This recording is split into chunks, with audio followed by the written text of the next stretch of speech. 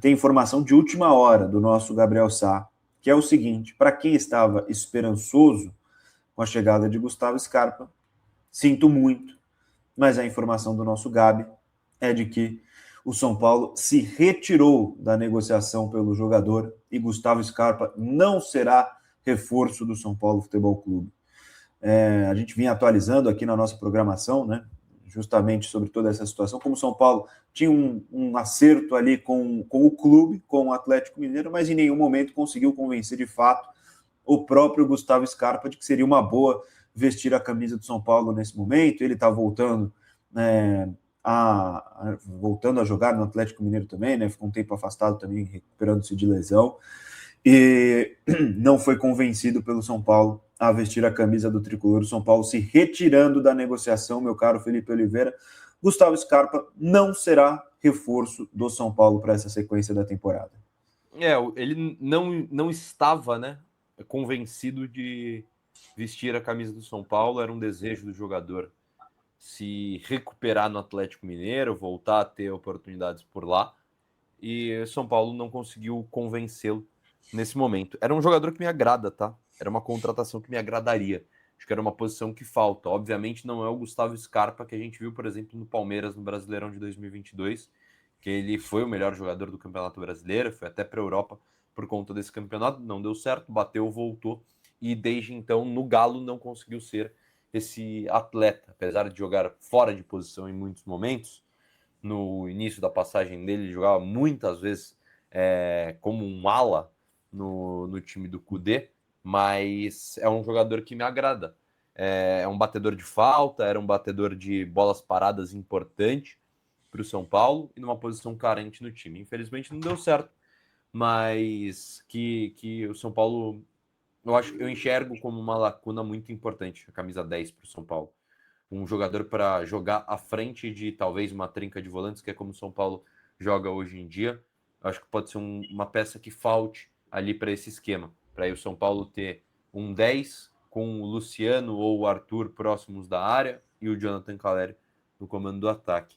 Acho que é uma peça importante para o time do São Paulo.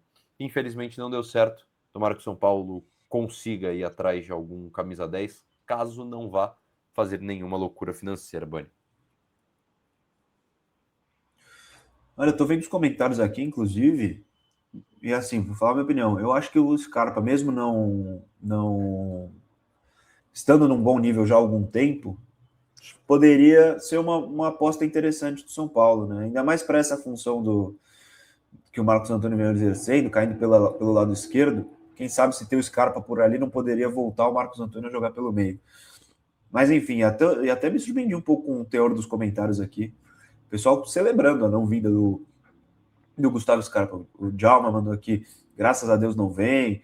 A Cris Nunes mandou ótima notícia. O Valdson mandou um idoso a menos. Pô, o Scarpa tem 32, nem é tão velho assim. O Beto Silva mandou aqui, não contratar o Scarpa é um reforço para o futuro do São Paulo.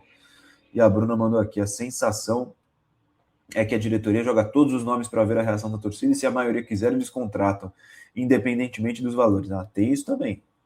Fiquem tranquilos que tem isso também. Às vezes jogar o nome para o público dar uma olhadinha, uma avaliada, dependendo da reação, você prossegue ou não com a negociação. Mas acho que esse não foi o caso mesmo, segundo pelo menos as informações. O Paulo Nobre mandou aqui, Scarpa já perdeu muito dinheiro com o William Bigode, ficou com medo de uma nova aposta. Tem essa também. Não que o Atlético Mineiro seja um bom pagador hoje em dia, mas o São Paulo não é o lugar mais confortável para você trabalhar. Essa é a verdade. Isso é muito ruim, né? O São Paulo ter essa imagem de um clube que convive diariamente com a possibilidade de atraso de salário, de direito de imagem. Isso afasta as contratações, isso afasta os nomes, seja o Gustavo Scarpa ou qualquer outro. Isso, naturalmente, é uma imagem ruim para o clube. O Arilson mandou um superchat aqui, falou, Gustavo Scarpa nunca se esforçou para vir. Sinceramente, mais um livramento. São Paulo precisa de jogadores sadios. Melhor assim, se procurar, acha algo melhor. Também acho que dá para ser mais criativo no mercado. Agora, o Fê, sem o Scarpa, né, seria uma peça mais para jogar pelo meio, quem sabe pelo lado, assim como fez nos seus melhores dias no Palmeiras também. Você acha que ainda tem alguma prioridade que o São Paulo tem que buscar para o seu elenco nessa janela?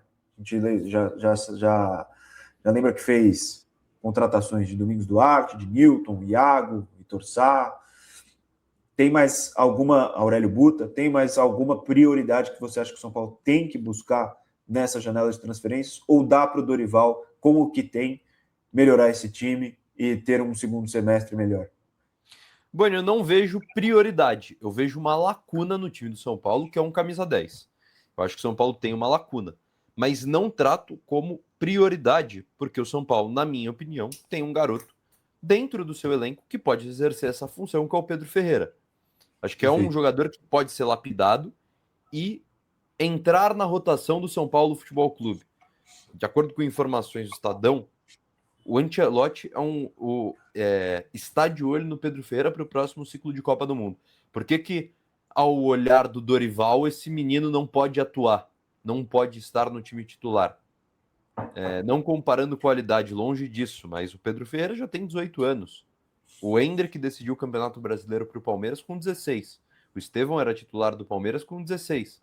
Não, de novo, não comparando qualidade dos dois. Sim. Mas dá para entrar na rotação do time. Então não vejo como prioridade, vejo uma lacuna.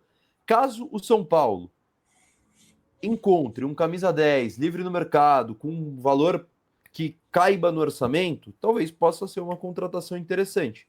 Mas se não conseguir, não é motivo de arrancar os cabelos. Como seria se, por exemplo, o São Paulo não conseguisse achar um zagueiro no mercado. Aí seria motivo de arrancar os cabelos, porque aí o São Paulo não teria opções. O São Paulo teria para a zaga opções viáveis de Sabino, Osório e Arboleda. E o Arboleda eu já não considero viável por tudo que fez extra-campo. Então, não é um motivo de desespero, na minha opinião, você ir atrás de um 10, porque eu na minha opinião, o São Paulo tem um camisa 10 que pode ser lapidado e ser utilizado como titular. Então, é uma lacuna que o São Paulo tem. Não vejo como uma necessidade gigantesca de ir ao mercado. Eu espero, honestamente, que o São Paulo consiga utilizar o Pedro Ferreira nessa função. Mas só um relato importante que pode ser curioso. O São Paulo, no último treino que a gente acompanhou pela ele inteiro. No último trabalho do Dorival no campo, o São Paulo fez situações de ataque. Ficavam dois atletas finalizando e depois saíam num 2-1. Os atacantes contra volantes. E eram dois volantes sendo utilizados. O colete vermelho que estavam defendendo. O Pablo Maia e o Pedro Ferreira revezando com ele. Isso pode ser talvez uma tendência do Dorival a não enxergá-lo como camisa 10, como mais um volante. Pode ser uma possibilidade. Mas eu honestamente acho que ele pode ser o camisa 10 sim do São Paulo, pisando na área, como fez na Copinha de 2000 dessa temporada, como já fez no Sub-20 do São Paulo, como já fez no próprio São Paulo. A gente lembra da assistência que ele deu contra a Portuguesa, se não me falha a memória, jogando nessa função. Tomara que possa ser mais utilizado nesse elenco do São Paulo, Bani. Tomara mesmo. E eu gosto da posição de camisa 10 também. E aí é uma preferência pessoal. Até estava pensando aqui, tem um comentário que eu vou usar de gancho. O Valdson diz o seguinte: por isso eu prefiro 3 zagueiros, com um meio cheio para ter Pedro Ferreira na armação. O São Paulo, olha como a falta de planejamento correto, ela impacta em muita coisa. O São Paulo contratou o Arthur, que se tornou um reforço importantíssimo, uma peça muito importante para esse time do São Paulo, que não pode sair do time. Hoje o Arthur não pode sair do time.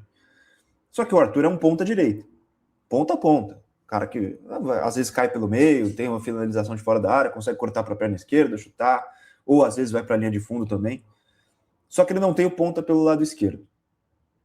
Então, o que você tem que fazer? Arranjar um nome para lá. Se o Dorival não quer usar, por exemplo, um garoto da base para jogar pelo lado, tem que adaptar alguém, porque o Ferreirinho não tem a menor condição. Então, o melhor jogador do time vai jogar aberto pelo lado esquerdo, que não é a dele. Você pode pensar em soluções para tentar acomodar o melhor jogador do time na posição que ele melhor joga. Mas ou você pensa numa solução, por exemplo, como 3 zagueiros, igual que o nosso amigo falou, só que você sacrifica o Arthur, porque ele vira um ala. Ou você tira ele do time, para colocar, por exemplo, o Lucas Ramon, quem sabe o Aurélio Buta não começa a jogar, e do outro lado você coloca também um outro ala. Então, de alguma forma, você está sacrificando um cara importante ali. Tá, mas e descer o Marcos Antônio para volante, enfim, para o meio campo, onde ele melhor rende, coloca o Arthur ali na direita, achou uma solução para o lado esquerdo, para a ponta esquerda. O Luciano vira um problema, porque o Luciano não é meia, o Luciano funciona melhor como dupla de ataque ao lado do Caleri, então vai faltar esse cara também ali no meio. Então, você contratar uma peça que, por mais que seja muito boa, não está dentro de uma ideia, você contrata aleatoriamente, sem uma ideia de jogo, sem uma ideia do que você quer, você acaba criando uma bola de neve ali, um efeito dominó, em que qualquer solução que você pense, alguém importante vai ter que sair do time. É um negócio impressionante, né? Eu estava fazendo essa reflexão agora, Fê. Então não tem uma solução hoje que acomode Marcos Antônio, que acomode Arthur e que acomode Luciano no mesmo time. Para você tentar achar a melhor solução ali, algum dos três ou vai ser deslocado, como é o caso do Marcos Antônio agora, ou vai ter que ir para o banco de reservas. O que você faria, meu caro Felipe Oliveira? Olha, eu honestamente, Boni, hoje o time que eu enxergo como ideal para o São Paulo é um time, além da zaga, né, que acho que a gente já comentou um pouco, Rafael, Lucas Ramon, Luiz Eduardo Sabino. Do meio para frente, né? O meio que eu gostaria de ver é um meio parecido com como jogava o Crespo. Como que jogava o time do Crespo, que iniciou muito bem a temporada? Sim. Era Marcos Antônio, Bobadilha e Danielzinho, o Lucas como um camisa 10, Luciano e Caleri como dupla de atacantes. Eu acho que o São Paulo pode repetir isso com Bobadilha, Marcos Antônio e Danielzinho. Se o Bobadilha não tiver em condições, o Newton seria para mim o primeiro homem de meio. Eu colocaria o Pedro Ferreira como um camisa 10 nesse momento. Uhum. E aí, na frente, deixo a cargo do Dorival. Para mim, seria Caleri e Arthur. Mas sei bem que é difícil tirar o Luciano do time. Imagino que ele colocaria Caleri e Luciano como uma dupla de atacante. É muito difícil. Mas, para mim, seria o 4-3-1-2, que é o que o Guilherme Montanari está falando. 3 meias. São Paulo povoa o meio de campo. Não se expõe tanto com um time assim. E tem qualidade para chegar ao ataque. Esse seria o meu time titular. Com o Pedro Ferreira tendo oportunidade como esse camisa 10. Arthur e Caleri na frente. Para mim, é o time que essa temporada já deu certo. Obviamente, tem uma queda. A gente está falando muito bem do Pedro Ferreira. Mas, obviamente, tem uma queda de Lucas Moura para Pedro Ferreira. Mas é um time que já deu certo. Um esquema que já se provou no São Paulo. Com um meio que joga e marca, muito rápido, muito veloz, dinâmico, e que eu acho que pode potencializar o time do São Paulo. Porque ataca com velocidade, marca bem. Acho que pode ser o time mais interessante, na minha opinião, viu, Bani?